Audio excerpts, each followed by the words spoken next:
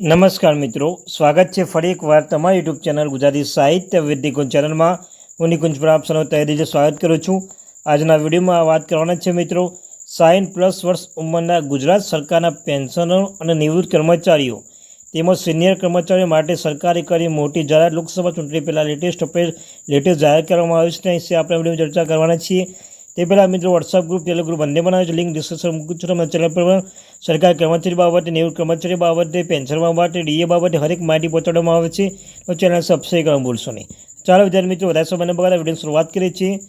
તો મિત્રો, પેન્શનો અને સંબંધિત ઘણા મહત્વપૂર્ણ મુદ્દાઓ પર 33મી સ્કોવા બેઠકો ચર્ચા કરવામાં આવી હતી, જે 22 ફેબ્રુઆરી 2024ના રોજ યોજાઈ હતી. બેઠકમાં કેન્દ્રીય કર્મચારી ડૉક્ટર જીતેન્દ્રસિંહ અને કેન્દ્ર સરકારના વિવિધ વિભાગમાં પ્રતિનિધિ ઉપસ્થિત રહ્યા હતા.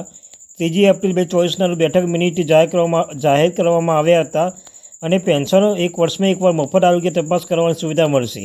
આરોગ્ય તપાસ CGHS હોસ્પિટલ અથવા CGHS પેનલવાળી ખાનગી હોસ્પિટલમાં કરાવી શકાશે. પેન્શનરો અને CGHS વેલનેસ સેન્ટરના CMO પાસેથી રેફરલ મેળવવું પડશે. 65 વર્ષથી વધારાનું પેન્શન. 65 વર્ષની ઉંમર પછી પેન્શન 5% વધારો મળશે. દર 5 વર્ષથી 5% વધારો આપવામાં આવશે. આનો અર્થ એ છે કે 70 વર્ષ 10%, 75 વર્ષ 15% અને 80 વર્ષ 20% વધારો લાભ મળશે. FAમાં વધારો થશે. નોન CGHS વિસ્તારમાં રહેતા પેન્શનો માટે FMA 1000થી વધારે લઈને 3000 કરવામાં આવશે. આ વધારો 1 જુલાઈ 2024થી અમલ મૂકવામાં આવશે. પરિવારની પેન્શનો માટે નિશ્ચિત તબીબી વધતું. વિધવા છૂટાછેડા લીધેલા અને અપરિણિત પુત્રીઓ પણ FMA લાભ મળશે. આનો અર્થ છે કે તેઓ પણ દર મહિને 3000 તબીબી ભથ્થું મળશે. રેલવે ભાડા ડિસ્કાઉન્ટ. પેન્શન વર્ષની નાગરિકો માટે રેલવે ભાડામાં ડિસ્કાઉન્ટ યથાવત રહે છે. 40% ડિસ્કાઉન્ટ મળશે.